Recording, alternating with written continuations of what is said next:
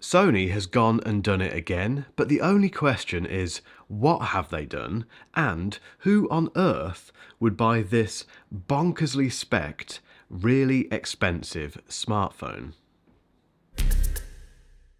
Smartphone reviews can be incredibly boring. They all do the same stuff. You have to look really hard to find differentiating features. And then along comes Sony. And they are one of the few brands who actually make those features pop out, whether it be ridiculous displays or crazy camera specs.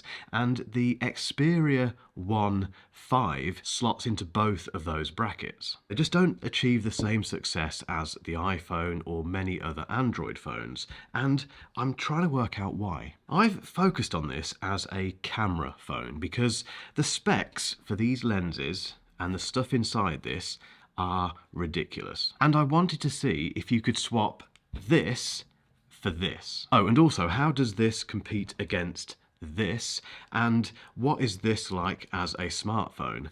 There's a lot to dig into here. While I show you some lovely B-roll of this device, let me read out the specs. It's powered by the Snapdragon 8 Gen 2 chip, it's got 12 gigabytes of RAM, it's got 256 gigabytes of storage, but you can expand that via the built-in micro SD card slot. The display is a 6.5-inch 21:9 4K HDR OLED 120Hz P3 10-bit panel. The price? £1,299. So this is every bit the flagship smartphone. However, the biggest thing it has going for it is the camera system. To find out if you really can swap this massive thing for this, I took the Xperia 1.5 to Oxford yesterday on a photo tour, and the results were fascinating. You can take photos in two ways with the Xperia 1.5. The first one is in Pro mode, and Sony gives you a proper app for this, so it opens up all of the manual controls for the camera system. One thing you do have to get your head around with this phone is the number of controls that you get on the screen. It's a bit overwhelming. Getting your head around where to change ISO and shutter speed and all that stuff can be a bit fiddly, and it's definitely worth noting that this phone has a proper shutter button which is completely dedicated to that task. The second mode is more kind of general smartphone mode, where you just set everything to auto and press the shutter button. But anyway, let's have a look at these photos that I took in Pro mode in Oxford. These have been processed as DNG files, so I've thrown them into Lightroom, given them a little bit of a tweak here and there, a bit more contrast, a bit of saturation, bringing out the detail in the shadows, dropping the highs. But let's reel off the crazy camera specs for this phone. So it's got 3 cameras. They're all powered by the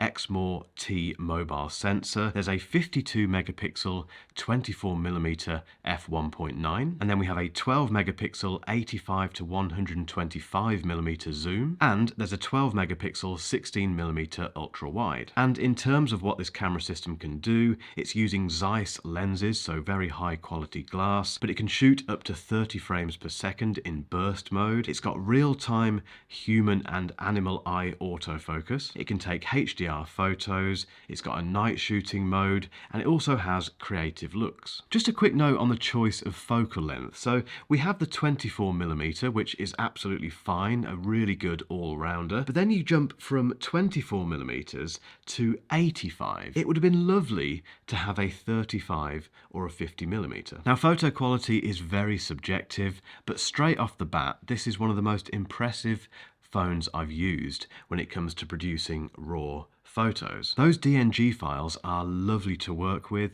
They retain loads of details, so all of the detail in the shadows can be recovered. The automatic white balance that I had set for the entire day did an absolutely superb job. I didn't have to change it at all in Lightroom. And that dynamic range was really impressive. It was a really bright sunny day, loads of shadow everywhere, some very, very bright scenes, and it's dealt with it really well. And if you're wondering, I didn't mess around with the ISO or the shutter speed. Both of those and that white balance were left to auto. But the fact you can very easily change that shutter speed, for instance, means you could get pretty creative with these photos if you're doing, motor racing photography, or you want to capture some movement in certain images, then you can do that. You've got all of that control. I'm really impressed with these images. I think the raw capabilities of this phone are absolutely stunning. The only thing to bear in mind is that you of course need that patience and time to do that post-production work, which begs the question,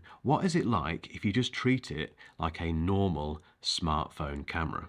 Okay, so the next bunch of photos from Oxford were taken in basic mode. These are JPEGs, they're taken straight out of the camera with no editing whatsoever. Again, this is very subjective, but I really like these images. The 16 and 24mm shots are sharp, they're not oversaturated, the dynamic range is really good. Remember, this was a very sunny day with lots of shadows cast everywhere, and there's still loads of detail across the entire image. There's also a bokeh mode, which is Sony's version of the portrait feature on the iPhone. I think this has done a pretty good job as well. If you look at those edges where the sharp detail of the main subject are separated from the artificially blurred background, it looks quite realistic. There's just one problem. It all falls apart once you go past 24mm. So as mentioned earlier, we have this odd jump between 24mm and 85. And that 85 to 125 zoom range is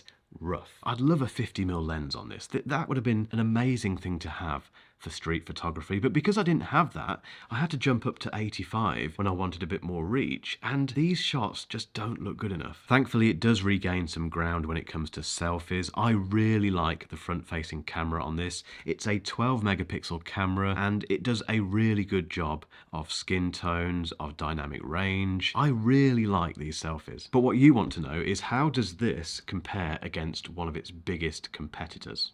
We've got two expensive flagship smartphones here. One of them is just, well, it's the iPhone, so it takes fantastic photos and fantastic video, always has done. And then we have this, which is, well, it's boasting big time about the camera system. Again, all of the photos that you're seeing now are taken in auto mode on both phones, no tweaking, straight out of the camera, and for me, the iPhone wins. It just delivers warmer shots than the Sony. I think it has much better dynamic range. You get to see much more detail in darker and lighter areas. That is particularly obvious in a lot of these examples. I think there's a lot more detail on the iPhone photos as well. Again, I think you can spot that pretty quickly. And there's absolutely no doubting that the colors from the iPhone photos really pop off the screen. This is, again, completely subjective, but I do prefer those iPhone photos. It just feels and looks like a much more confident camera system, and clearly the software is doing much more work and good work in the iPhone. As always, I'll let you be the judge though, so let me know in the comments which one you prefer. The video specs of the Xperia 1.5 are bonkers. It shoots 4K HDR from 24 frames per second to 128 frames per second. But the most impressive and crazy thing about this phone when it comes to video is the fact that it has an app called Cinema Pro, which basically turns it into a cinema camera. Now this gives you full manual control over everything. It's a bit much for a quick camera test, so I didn't get to use it much yesterday, partly because you need an ND filter. You can't set things like the shutter speed to be automatic. It's all left to be manual, and the problem with that is that if you're going from very dark scenes to light scenes, everything becomes overexposed. I have no idea who's going to buy this phone and use Cinema Pro. Because of that, I shot everything yesterday in the Video Pro app, which gives you just as much manual control, but you can set certain things to auto. Again, very subjective, but I do think this produces very nice 4K footage. I wouldn't hesitate to use this phone as a B-roll cam while I'm out and about. The dynamic range is great. The white balance in auto mode was spot on. It looks really nice. We get two stabilization modes from Sony. This is with it turned off completely. I'm walking across very uneven cobbled streets here, so it's a very good test for it. If we then turn on standard stabilization, we lose a bit of the field of view, so it does crop in a little bit, not too much, but you can see the effect of that standard stabilization there. And then if we turn it right up to high quality, again, you lose a bit more field of view. It crops in a little bit further. It's not bad, but it's not quite on a par with what you get from Sony's main video cameras. In terms of overheating while shooting 4K video, that has been an issue with Xperia phones in the past. I didn't come across any problems yesterday at all. If you are concerned about that, I'd recommend looking at the reviews where they really dig into those tests. If you're just using this for kind of short, sharp bits of filming, I don't think you're going to run into any problems. Okay, so this is the front-facing camera set to 4K. Just under 24 frames a second. I've not changed anything else at all. It's all completely auto, including the mic. This is the mic sound that you get directly out of the Xperia 1.5. This is stabilization turned off.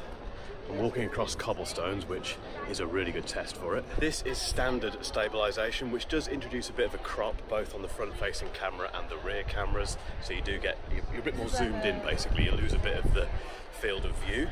Again, walking across very uneven surfaces, so you can see just how good this standard stabilization is. And this is high quality stabilization. Again, even more of a crop on this one. I'm not sure what the crop is, but it's quite significant actually. You can probably see between the three modes. This is getting quite close now for vlogging.